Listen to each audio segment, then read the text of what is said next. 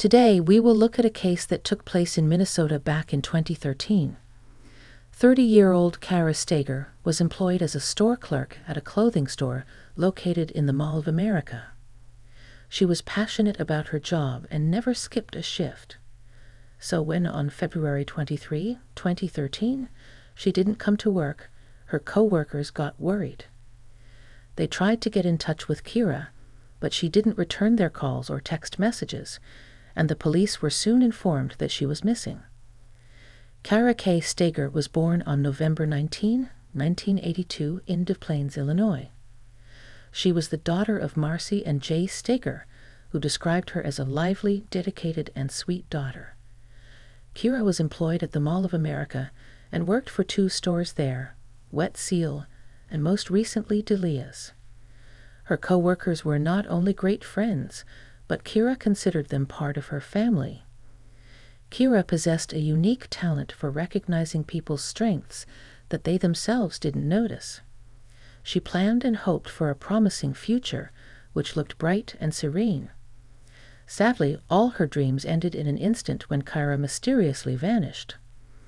On Thursday, February 21, 2013, Kara had a shift at work. Her co-workers said she had been feeling good and planned to go to a nice restaurant with her husband after the store closed. Kara and Jeffrey Trevino got acquainted 3 years ago. They immediately ignited a spark between them and started a romantic relationship, which ultimately resulted in a wedding. Generally, Kara and Jeffrey seemed to be a happy and stable married couple. There might have been occasional disagreements between them, but it all was kept within their own circle. Neither relatives, friends, nor co-workers were aware of them, at the very least. 2 days later, on Saturday, February 23, when Kara did not come to work, her co-workers were concerned because such behavior was not typical of her. She was on time, strict with herself and others, never tolerated being late, and adhered to her schedule. Having failed to reach Kara, her co-workers called Jeffrey, but he had no idea where his wife had gone. According to Jeffrey, Kara had left the house the previous morning and had not been back since. It wasn't really worrying to him because Kara had a tendency to occasionally disappear for a day or 2. She would stay the night at a friend's house or go to a relative's place unannounced. One thing that might have caused worry was the bad weather that day because it had been snowing heavily. Jeffrey suggested that maybe something had happened to her on the way, perhaps her car got stuck, and her cell phone battery ran out of power. On the same day, having received no news from his wife, Jeffrey filed a missing persons report and got in touch with Kara's family. Her family members were surprised by the mysterious disappearance of their loved one, and it was a big blow to them. Having received a missing persons report for Kara Steger, detectives immediately got to work. As is common in such cases, the investigation started with questioning the spouse and searching the nearest surroundings. This was no exception. Detectives went to Jeffrey's residence to talk to him. Jeffrey informed detectives that on Thursday, he and Kara were looking to have some time together. They had dinner, conversed, played bowling, and eventually left the mall. By Jeffrey's account, he and Kara headed home straight away, as Kara intended to watch a movie. Jeffrey also told detectives that his wife left their house the next day, which was a Friday around 8:30 a.m. An event was scheduled at work, and her mandatory presence was required. She was conducting herself as usual, and he didn't see anything strange. Jeffrey found nothing out of the ordinary that Kara would disappear from time to time, although he didn't even know where she was or who she was spending time with. They had been having relationship problems for a few months, said Jeffrey. However, he didn't see it as serious or alarming, considering it to be just minor arguments that occur in all families. The detective started asking Jeffrey who Kara might be staying with, inquiring if she might have had a lover. The man refused this suggestion, as he had personally asked Kara about this and got a negative response. In Jeffrey's words, he really loved his wife and trusted her. The investigators passed on all the information they managed to collect about Kira and her car to the on-duty patrols. The detectives went to the Mall of America themselves to confirm the credibility of Jeffrey's words and possibly pick up some clues. The Mall of America is among the biggest shopping malls worldwide. It is situated in Bloomington and features 520 stores, theme parks, an oceanarium, movie theaters, a golf course, and much more. It's not surprising that the mall is fitted with numerous security cameras. Knowing at what time Kira had left work on February 21st, the detectives looked into that moment. The footage showed nothing out of the ordinary. Jeffrey's account held true. He met Kira after work, and they hung out at the mall for a while, then went down to the parking lot and drove away. There were no arguments between them, and the evening appeared to have gone fine. Nothing is as bad as just waiting without any knowledge of what's going on. With each successive day, the anxiety for Kira's life was getting progressively worse. Lacking any news from her and growing tired of waiting, Kira's family traveled to Bloomington to help with the investigation. They had flyers printed with her pictures, posted them on poles, and distributed them to passers-by. Their objective was to attract as much attention as possible to the search for Kira. They realized they couldn't just stand by, but had to do everything they could to find their loved one. While Kira's family was distributing leaflets, investigators continued their inquiry. When interviewing the couple's neighbors, officers noticed a surveillance camera installed on one neighbor's house. The camera rotated sideways, and in one of its angles, it captured Kira and Jeffrey's home. Investigators asked the homeowner to copy the footage, hoping to uncover some clues. In the meantime, cell phone records arrived, providing investigators with a new lead. According to Kira's phone records, she had another man in her life besides Jeffrey. Ryan Wendt, the manager of the same store chain where she was employed. They had an intense, lengthy relationship and corresponded frequently. Police ascertained that Ryan Wendt was out of state. While the search for Kira was ongoing, Ryan was traveling toward Colorado. He became a major focus of the investigation because, in addition to his romantic relationship with Kira, he moved out of state at the same time she disappeared. It could have been a mere coincidence, or perhaps his departure hid something more sinister. Investigators had to find the answer to that question. Regardless, detectives managed to reach Ryan, and he consented to questioning in Colorado. He stated that his last contact with Kira was when he was driving across South Dakota, exchanging texts with her shortly before her disappearance. Reviewing the timing of these messages, detectives determined that Kira had been in contact with Ryan while dining with Jeffrey. The messages made it clear Kira was becoming distant from Jeffrey. Investigators checked Ryan's location via his phone and reviewed his credit card statements.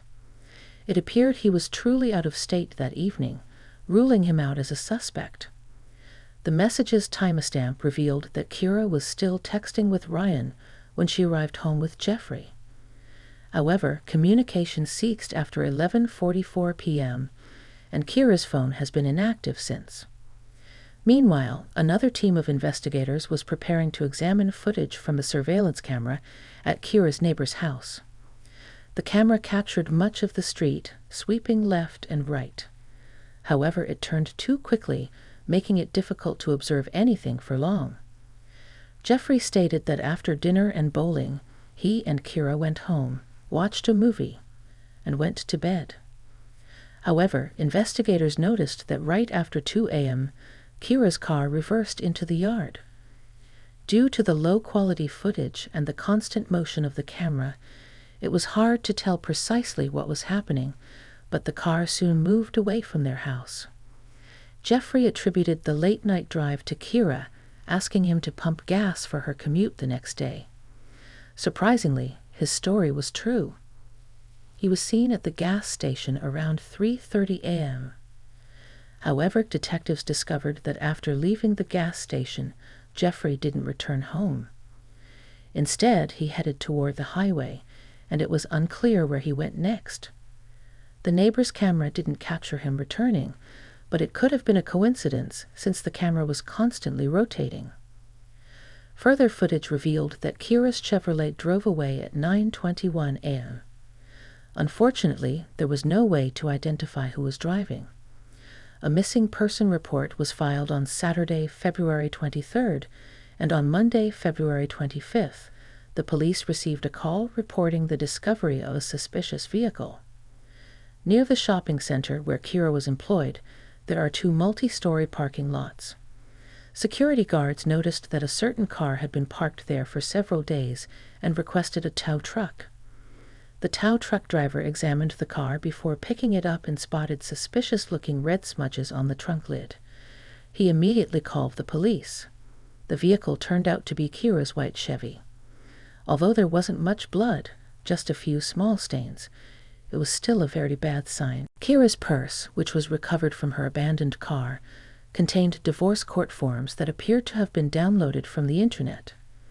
Additionally, a small dark item lying in the snow behind the car caught the investigators' attention. Upon closer inspection, they found a rolled-up trunk mat with dark-colored stains on the reverse side. DNA testing determined that it was Kira Steger's blood.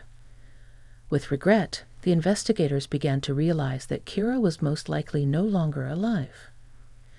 This horrible discovery was a severe shock to her family and friends. Their last hope of seeing Kira again was lost, but a myriad of questions arose in their minds. How did she die? Did she suffer? And who could have resented her enough to take her life? The absence of Kira's body compounded the matter, making it even more difficult for them to endure the sorrow without closure. The detectives' top priority now was to identify the person who abandoned the vehicle in the parking lot. The car had driven away from Kira's house at 9:21 a.m., and approximately 20 minutes later, the mall's cameras captured it. There were no cameras in the lot where the car was discovered, but there was a camera directed at the path that led to the car. The camera was located near where Kira's car was parked. After reviewing the footage, detectives noticed that a few minutes after the white Chevrolet entered the parking lot, a man with a hood covering his head appeared in the video.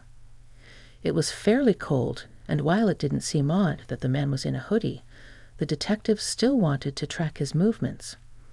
The footage showed the hooded man crossing the street and walking to a taxi stand, where he had a brief conversation with one of the drivers before getting into the car and driving off.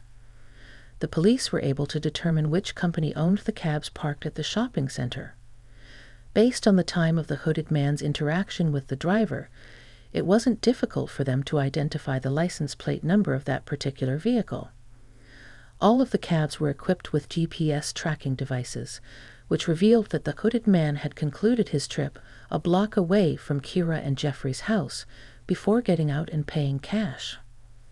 As the cab left the neighborhood, it was captured by the same camera that had partially filmed Kira and Jeffrey's home. 2 minutes later, the hooded man entered the frame.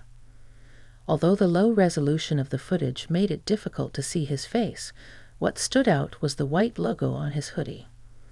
As investigators continued watching the footage, they saw the hooded man walk into Kira and Jeffrey's house. Since Kira had been missing, it seemed nearly certain that the hooded man was Jeffrey. After securing a search warrant, law enforcement officers headed to the house. At first glance, it looked like an ordinary, unremarkable home. However, upon closer examination, criminalists began to find dark red stains in the couple's bedroom. There were a few stains on the wall beside the bed and around 100 stains on the mattress. It was clear that the bedroom had recently been rearranged and cleaned. When the forensics team sprayed luminol, the floor carpet practically glowed, revealing numerous bloodstains that were invisible to the naked eye. These stains originated in the bedroom and extended to the other side of the house. Forensics confirmed that it was Kira's blood, further convincing investigators that she was no longer alive. In addition to searching the inside of the house, the police also examined Jeffrey's car. Although the car showed no signs of blood or evidence of a struggle, they still found something of interest. A gas station receipt was discovered in Jeffrey's car, issued an hour and 40 minutes before Kira's car was abandoned in the mall parking lot. The receipt showed that the purchase had been made with Jeffrey's card. Detectives then proceeded to the gas station to review the security footage. The footage captured Jeffrey filling up his car, then going inside to withdraw cash from an ATM. This footage provided a glimpse of Jeffrey's face and showed that he had a logo on his jacket in the chest area that looked like the logo on the man from the earlier footage. On the basis of this recording and all evidence found in the house, 39-year-old Jeffrey Trevino was placed under arrest. He was brought to the station for questioning and was now the prime and only suspect. Immediately from the interrogation room, Jeffrey reached his attorney, who advised him to exercise his right to remain silent. The police had sufficient evidence to charge him, but the most compelling evidence of his guilt would be the body. No one had any doubt that Kira was dead. The police, together with Kira's family and some volunteers, spent months searching for her. In late March, as the snowdrift started to clear, volunteers discovered a strange bag by the roadside at Keller Lake, a few miles from Trevino's house, and called the police. The bag contained a bloodied pillow, a shirt, and a bra. The forensics team linked the findings to Kira, as her DNA was detected on the items. The lake was still encrusted with ice, which hampered the search, but still, divers surveyed the water body. Still, they found no remains in it. The area around the lake was searched multiple times using 4 search dogs trained to find bodies, but this too was fruitless. 2.5 months following Kira's disappearance, on May 8, 2013, the St. Paul Police Department got a disturbing call. The male caller told the operator that he had seen what appeared to be a dead body in the Mississippi River. What police officers recovered from the water did indeed prove to be a body. There were no clothes on it. Dental records determined that it was the body of Kira Steger. She suffered severe blunt force trauma to her forehead and a fractured index finger on her left hand. Because of the degree of decomposition, the medical examiners were incapable of establishing an exact cause of death. Using the new evidence, investigators tried to reconstruct the timeline of events leading up to Kira's death and the events that followed.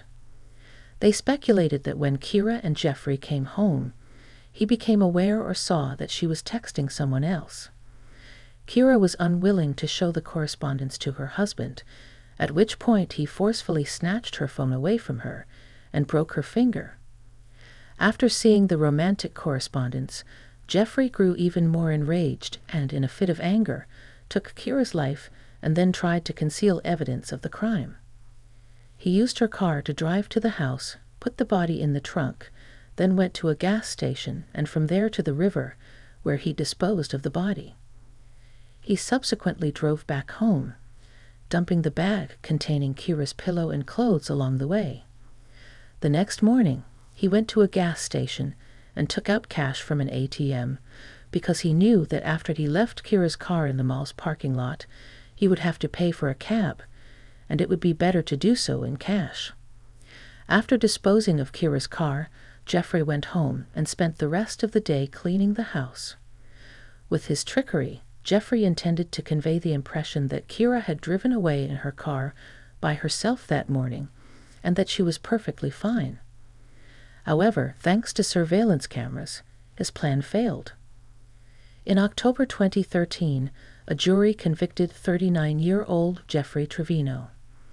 The defense concurred that his acts were not premeditated and that the crime was the outcome of a heated and sudden argument following the discovery of his wife's infidelity. Prior to the sentence being announced by the judge, Kira's family members made their statements. "This monster is a calculated criminal," said Carrie Ann Steger, Kira's sister. "He deserves no mercy." Kira's mother, Marcy, stated that Trevino certainly showed her daughter no mercy.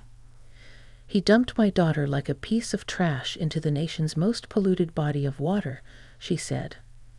Still, her father Jay said whatever the punishment, it will never make up for the pain Trevino has caused their family.